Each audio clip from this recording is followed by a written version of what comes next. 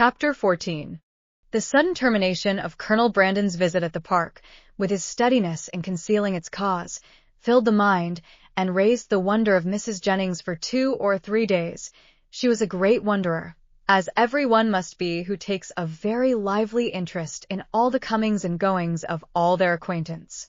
She wondered, with little intermission, what could be the reason of it, was sure there must be some bad news, and thought over every kind of distress that could have befallen him, with a fixed determination that he should not escape them all. Something very melancholy must be the matter, I am sure, said she. I could see it in his face. Poor man! I am afraid his circumstances may be bad. The estate at Delaford was never reckoned more than 2,000 a year, and his brother left everything sadly involved. I do think he must have been sent for about money matters, for what else can it be? I wonder whether it is so. I would give anything to know the truth of it. Perhaps it is about Miss Williams, and by the by, I dare say it is, because he looked so conscious when I mentioned her. Maybe she is ill in town. Nothing in the world more likely, for I have a notion she is always rather sickly. I would lay any wager it is about Miss Williams. It is not so very likely he should be distressed in his circumstances now, for he is a very prudent man, and, to be sure, must have cleared the estate by this time. I wonder what it can be.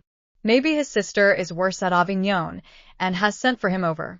His setting off in such a hurry seems very like it.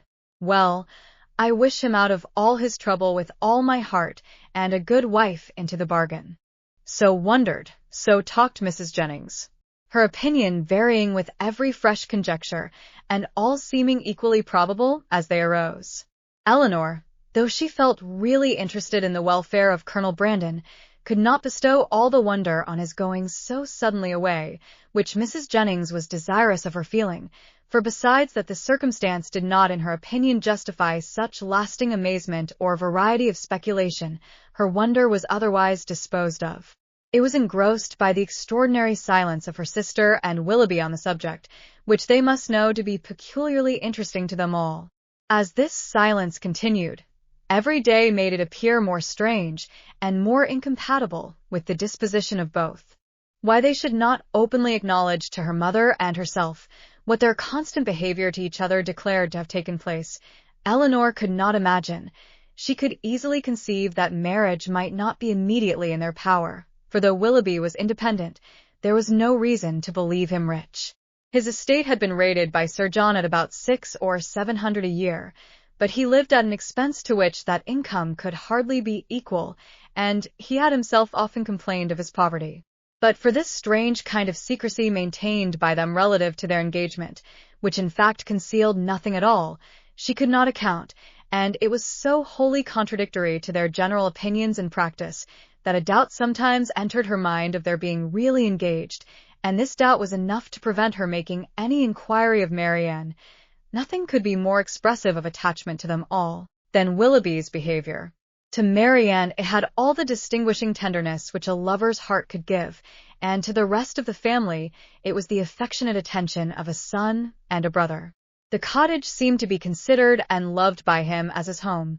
Many more of his hours were spent there than at Allenham, and if no general engagement collected them at the park, the exercise which called him out in the morning was almost certain of ending there, where the rest of the day was spent by himself at the side of Marianne, and by his favorite pointer at her feet. One evening in particular, about a week after Colonel Brandon left the country, his heart seemed more than usually open to every feeling of attachment to the objects around him, and on Mrs. Dashwood's happening to mention her design of improving the cottage in the spring, he warmly opposed every alteration of a place which affection had established as perfect with him.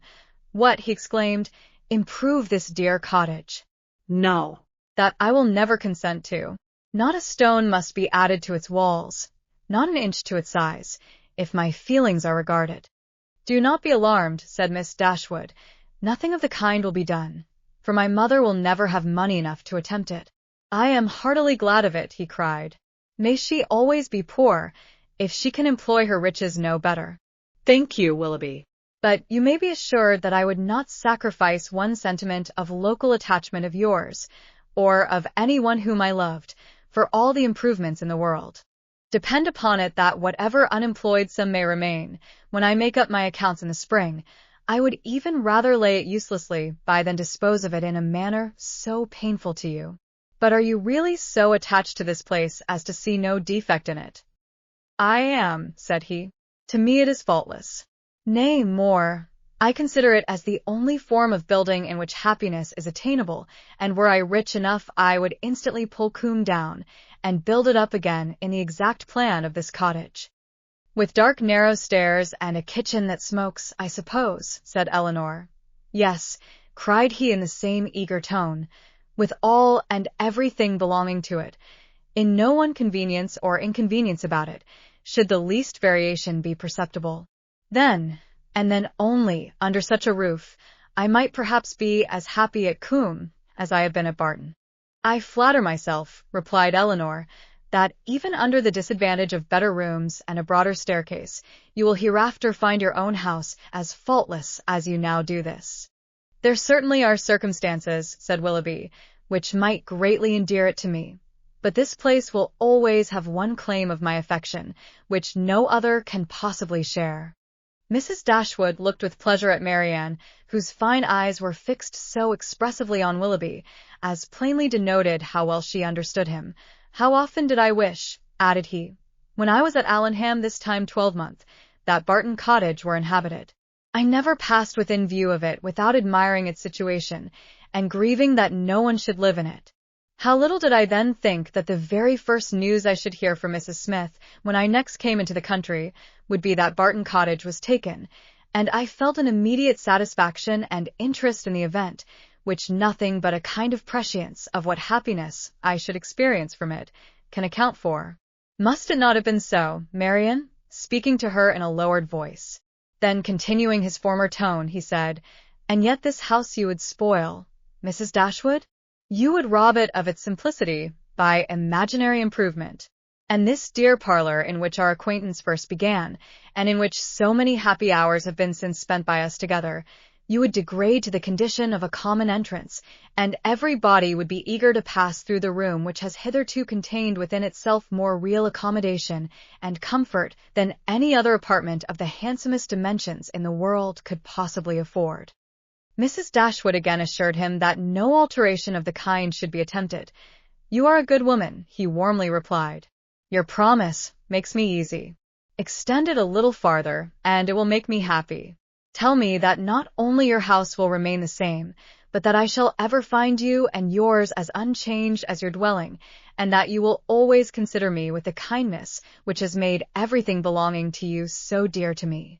The promise was readily given, and Willoughby's behaviour during the whole of the evening declared at once his affection and happiness. Shall we see you tomorrow to dinner? Said Mrs. Dashwood, when he was leaving them. I do not ask you to come in the morning, for we must walk to the park, to call on Lady Middleton.